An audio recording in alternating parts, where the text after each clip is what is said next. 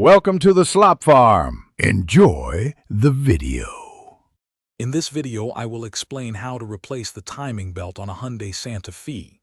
First, gather all your tools, including a wrench set, jack stands, and a torque wrench. Make sure you have the exact replacement timing belt and tensioner for your specific model.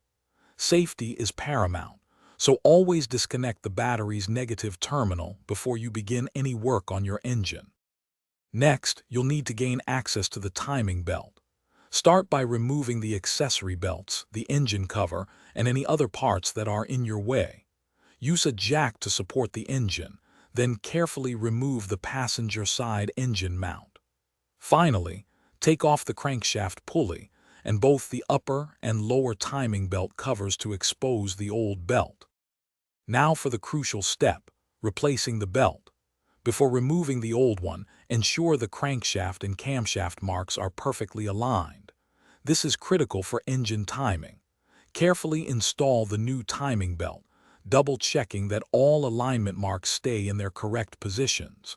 Then, install the new tensioner and adjust it precisely to the manufacturer's recommended tension. Finally, reassemble everything by reinstalling all the components in the reverse order you removed them, making sure to torque all bolts to specification. After reassembly, perform a test run to listen for any unusual noises and confirm everything is working correctly. For more great tips and deals, including a book that can truly change how you think about money, check the description below. Remember to always consult your vehicle's service manual for precise instructions. Thanks for watching. Consider subscribing if we helped you today.